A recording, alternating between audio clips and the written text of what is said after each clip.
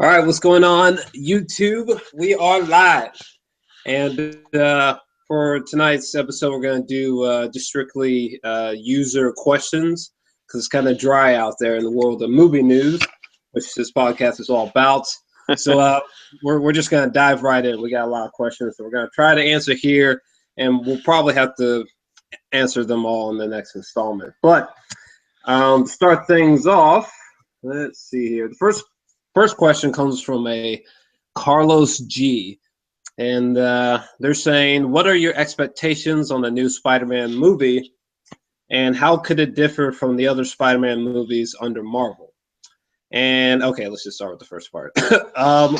What are your expectations on the new Spider-Man movie, and how could it differ from the others? I really don't have any expectations.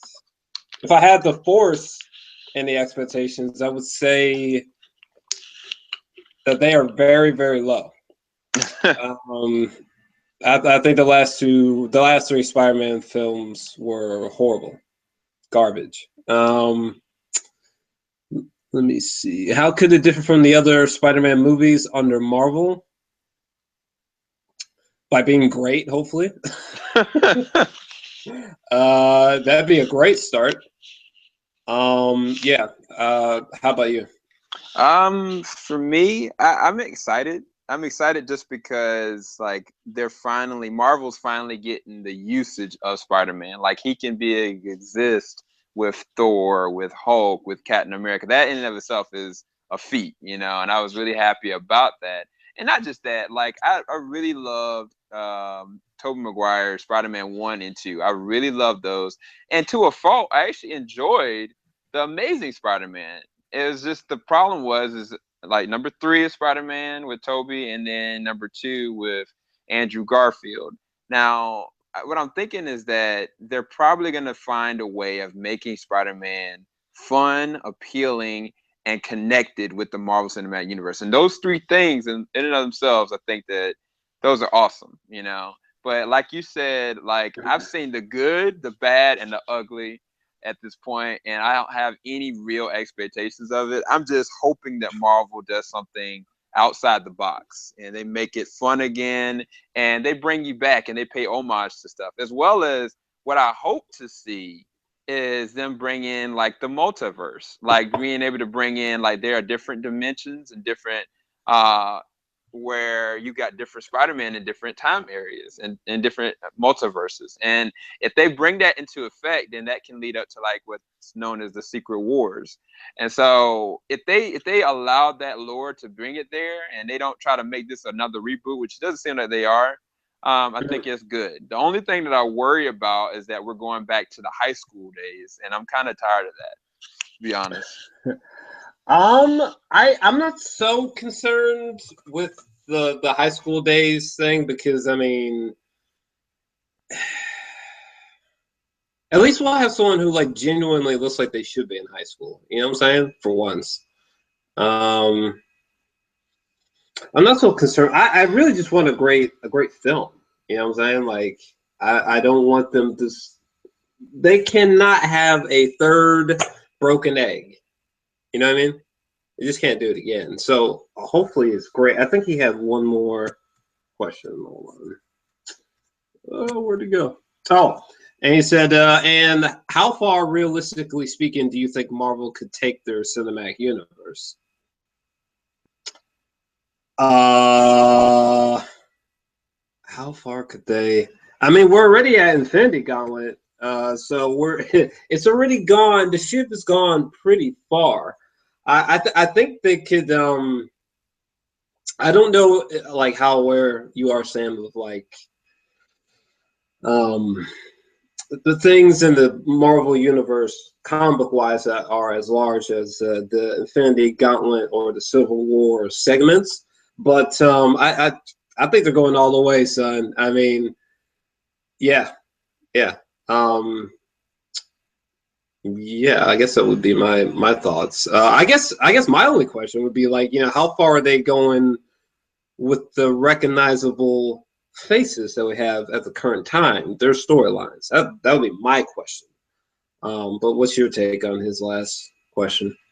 That's a really good question. Given the fact that they went down the Civil War, route, as well as bringing in people like Doctor Strange and Spider-Man, like there's a lot of different ways they can take it. Like I kind of mentioned Secret Wars.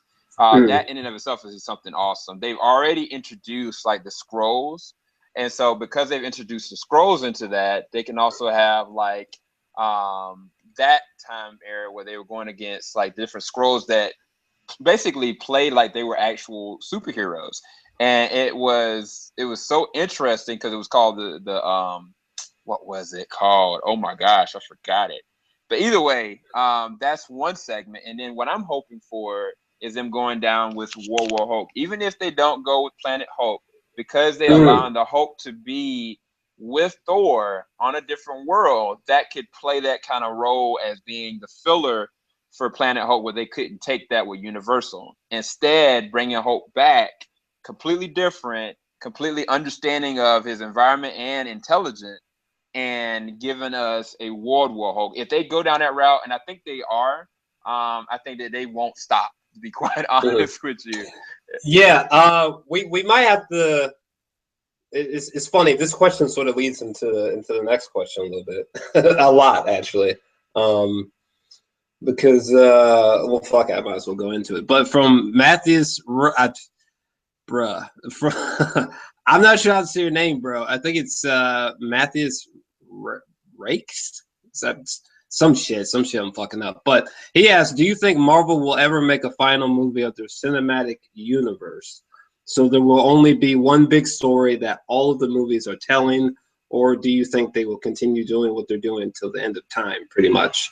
But you see what I mean, Sam? It's sort of similar. Do you think Marvel will ever make a final movie of their cinematic universe? I mean, no. I mean, maybe they'll make a final film that's sort of all the characters portrayed by actors familiar to my generation. I think maybe those characters, those actors' characters, may have a final arc, I suppose. But I don't think there will ever be a final Marvel film. Literally, I know someone else. I think in here asked a similar kind of question, but they're gonna keep on going on and on forever. I know for a fact someone asked a question in regards to what I just last said, but to put it simply, they're gonna keep going. The train ain't stopping, son.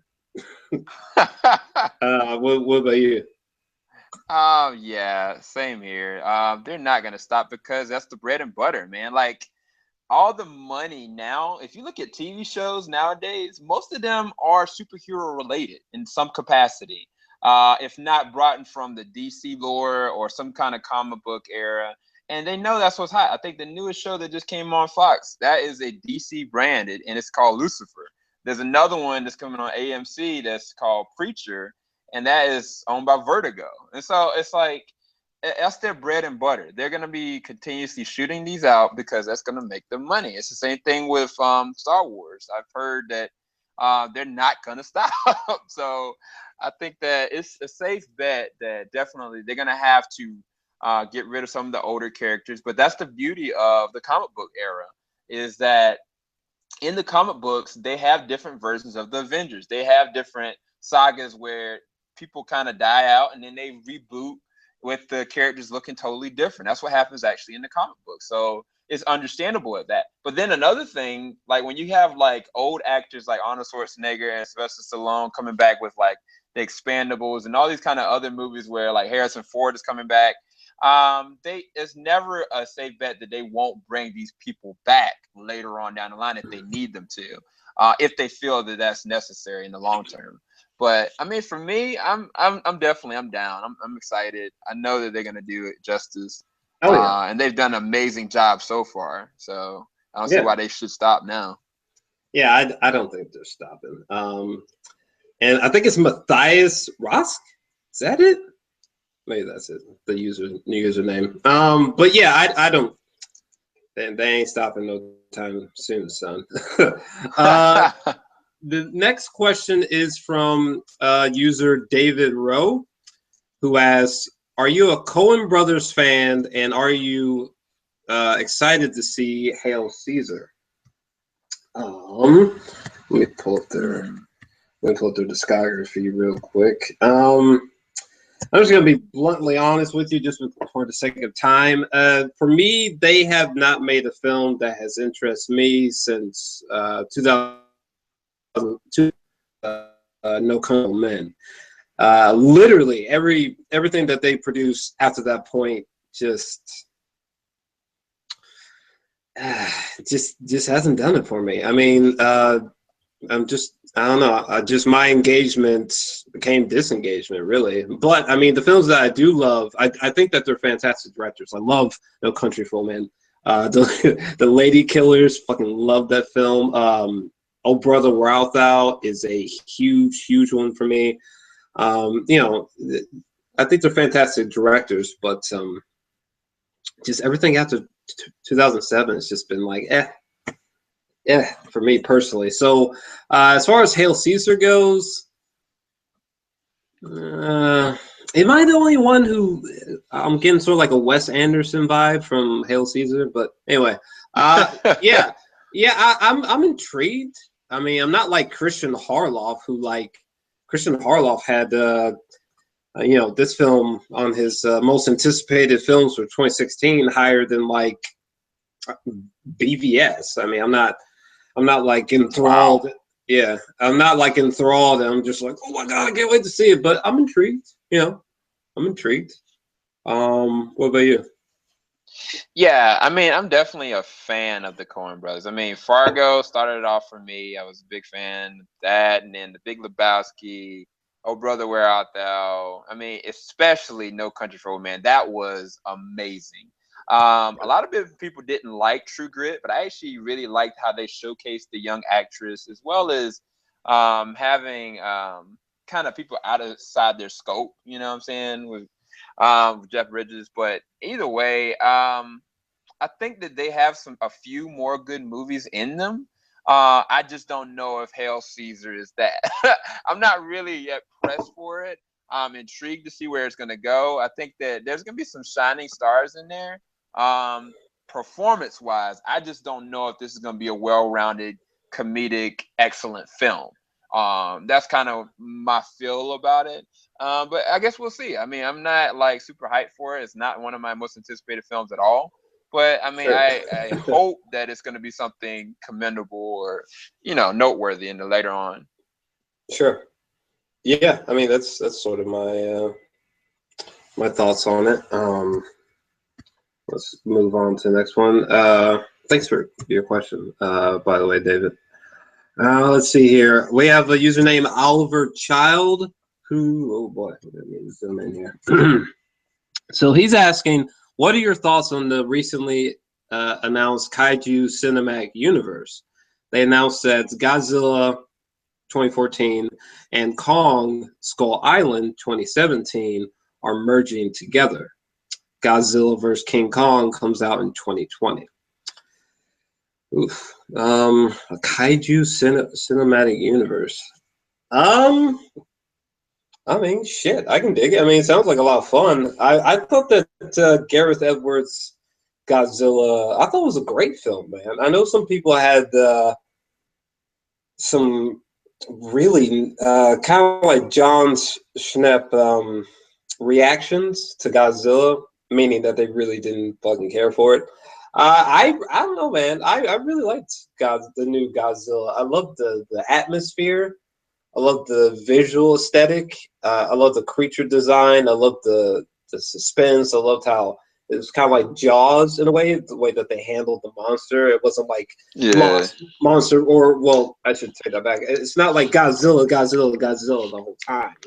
They use him carefully, or she, whatever. But yeah, I think it's interesting. I'm curious. I'm much more curious about this than if they had announced a Pacific Rim universe. I can tell you that much. The Skull Island. I'm gonna have to pull the Skull Island casting while Sam's talking, because I totally forgot like what the hell's happening there. As far as Godzilla versus King Kong goes, I'm not sure what they're gonna do about the size difference because Godzilla's big as fuck. But sounds like fun. I mean, what do you think, Sam? I was actually a fan of the last Godzilla movie as well. I mean, in spite of Aaron Johnson and well, I should say the Maximals from from the Avengers. In spite of like them kind of like getting undercut like roles in the sense, it really was what it should have been about to start with, which is about Godzilla. They showcase him so well that, like you said, comparable to Jaws in a lot of different ways. I really enjoyed the visual aesthetic of it and just the scope of it. Bryan Cranston did a great job. The only thing was he didn't get that much face time at all. And I'm not even going to say why, because that might be spoilers for those that haven't seen it. Just watch it. You know what I mean. But as far as bringing, Godzilla in against, King Kong, I don't know about that. I know from a history standpoint, that's something that does happen. But like you said, I don't know how they're going to gauge the size. This new Godzilla is huge. I mean, like the biggest Godzilla I've ever seen. So it's like I don't know how they're gonna do that. Some people don't like it, and I know you have your reserves about it, Jor-El, but I actually enjoyed from an entertainment standpoint Pacific Rim. I really had fun with it. I didn't take it too seriously at all. I was excited to see if they were going to come up with the second one to do more with it. I think that it would have been more fun to actually see like that world mixed in with Godzilla. I would have been interested to see Jaeger try to go up against something like Godzilla. Even though Godzilla is one of those ones in a different parallel universe that's actually stopping all those kaijus. I think that would have been more of a fun kind of dynamic versus like the cliche of just put Godzilla up against the biggest and baddest ape in the city, King Kong. To me, I wish they would have done something a little bit different, like something like that. And that would have recycled, the Pacific Rim lore since now they're not making anymore. But woulda, shoulda, coulda. I mean, we'll see where it goes. I don't know. Sure. And what do you think about well, one thing I want to get into very quickly. Let me see if I can do a quick screen share. Let's see. Let me see if I can make this a little bit bigger. While I tried that, what do you think about Godzilla versus King Kong? You think that'll? I mean, I feel like King Kong needs to be big fuck, bro. Like they need to give him like an extra couple 100 feet or something. You know what I mean? Yeah, he definitely has to be bigger than that version that we had with Naomi Watts. Like if he falls from the Empire State Building, he's not gonna die from it. Like kind of big. Right. So I don't know. I mean, it's interesting cast listing too. Ooh, they got Brie Larson, my crush. Yeah, Samuel Jackson. I was just trying to get this a little bit bigger. This is the cast listing for King Kong Skull Island for 2017. And we do have Brie Larson, Samuel Jackson, Tom Hiddleston, John Goodman, Jason Mitchell. I think that's the guy who played Eazy and Straight Outta Compton. I could totally be wrong. Double check on that. Oh yeah, that is that nigga. Anyway, we got Tom Wilkinson and just a whole bunch of people up in here, man. So yeah, it's a good cast line. Yeah, that's interesting. But yeah, I don't know. I mean, that's some of my general thoughts. I don't know if you have anything else to add. But I mean, I think that it has to be. It can't just be they bring these two creatures together just to have a fight. Like it has to be a specific kind of reasoning for it. I mean, yeah, I'll be watching the movie for the fight, but kind of like what they did with Godzilla, they gave reasoning behind why Godzilla popped up. You know what I'm saying? Like it has to be some kind of science behind it. And if it isn't, it doesn't play homage to the old classic Japanese versions of Godzilla, especially Godzilla versus King Kong. But they have to, if they make it scientific and they give me good visuals, give good acting performances, and I'm for it. Let's go. Right. Yeah. Otherwise, we'll see. Yeah. I'm really interested what the time period would be for Godzilla versus King Kong. That'll be interesting, but yeah, bring on the Kaiju universe, son. I got my popcorn ready. Let's see here. By the way, we are at the 20-minute mark, but let's try a couple more. We got YouTube Money, who asks, "What are your?" It's a two-part question, so I'll start with the first part. He asks, "What are your thoughts on the new Prometheus 2?" And then, what are your thoughts on 10 Cloverfield Lane? As far as Prometheus 2, which was it, Alien Covenant now, I think. I'll have to double check on that. But look, man, Martian was solid. I liked Prometheus a lot. I think I gave it like a 9 out of 10. I loved it, man. I know it's like intentionally confusing, which pisses some people off. I enjoyed it personally. I did think that some of the characters were just dumb to the point of like, really?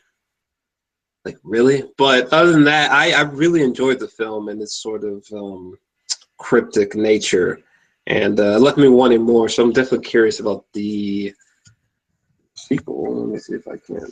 We'll check on the sequel's name. Yeah, I think it's called Alien Covenant for 2017. I think Yeah. that there's two coming out. I think that there's coming out with the Prometheus 2, and there's an Alien movie that's also coming out as well. I thought it was two different ones, but I mean, like you said with Prometheus, I mean, it was some stupid stupid mistakes that people were making, but it was a really suspenseful, engaging film. I thought they did a great job. Of course, Michael Fassbender destroyed it as David, and I mean, they even brought the girl in from the girl with the dragon tattoo, and she actually really did a good job. Charlize Theron, I thought could have been stronger, and I wish they would have kind of kept her on. But I mean, looking forward, I mean, I'm definitely excited to see what they do with Prometheus 2. I just thought it was a separate movie that Ridley Scott was also doing as well. I can't remember that. No, he was always planning on doing this one. There was supposed to be like a Neil Blomkamp Alien sequel. I don't know what the hell happened to that project, because ever since like Ridley Scott like confirmed that this sort of next installment to Prometheus happened, things sort of went quiet on the radar in terms of Neil Blomkamp's whatever his Alien installment. So not sure what's going on with that, but looks like Ridley Scott's going, full speed ahead with this. Oh snap! Okay. Yeah. What was the second part of that question? I didn't remember the second part. The second part was let me bring it up really quick. 10 Cloverfield Lane, which we've actually already spoken about in the previous episode, but yeah, I guess to shorten our thoughts before we leave out for tonight, 10 Cloverfield Lane, I mean, the official plot synopsis is: waking up from a car accident, a young woman finds herself in the basement of a man who says he saved her life from a chemical attack that's left the outside uninhabitable. I mean, I thought the trailer was great, very suspenseful and minimal. I don't know. I mean, I'm definitely intrigued for sure. I want to see it way more than Hail Caesar, that's for sure. I'm really curious what's going on, like on the surface, and how much time will be dedicated to the surface. It's going to be like 48 minutes in this bunker, and then that last bit's just on the surface. I'm curious how they're gonna play with that, but I'm definitely interested for sure. Yeah.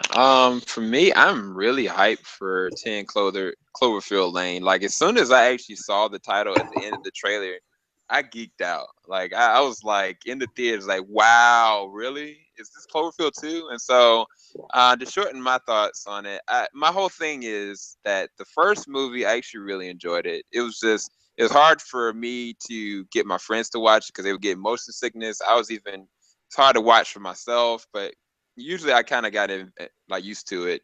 But the only thing was I never got an actual good look at what was actually causing all the problems. My thought process was it had to do something like maybe a crustacean or something the government created, but we never knew.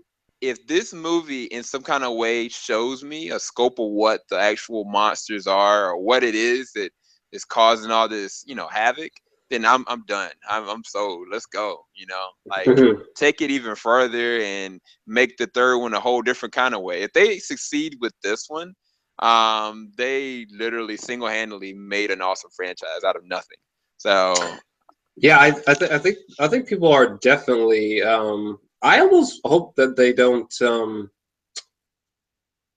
show anything explicit from the surface level, unless they do like a real tiny sliver or something. Like you see like a fucking tail being dragged around the corner real quick or something. But I hope they keep the secrecy up, man. I think that's what made the first Cloverfield so exciting. Is that, I mean, there was never enough until you saw the film, and I think that kind of secrecy is so needed in today's like movie marketing, because like I think people are just so used to like receiving like 75% of the film before they even go see the damn thing, and just the marketing alone. So yeah, that's true. I hope really they do. I hope that I hope there's just hints and things that are unclear in terms of the reveal to the surface level. Hopefully, for me anyway, because the budget's got to be pretty small on this movie. But yeah, I think we're probably going to end it off right there and try to get to the rest of the questions in the next installment. But did you have any final thoughts before we close out? No, well, thanks everybody for all the questions. This has actually been pretty interesting because some of the questions are actually really hard, but we want to make sure we continue to keep engaged with y'all. Right, yeah. Because like y'all always give like really good feedback, and thanks for the comments. I just did, well, Joe just did an actual review for the newest episode of DC's Legends of Tomorrow, so definitely go and check that out on station or our channel JVS. If any of y'all are Arrow or Flash fans as well, we got mostly every single episode reviewed and spoiler filled reviewed as well.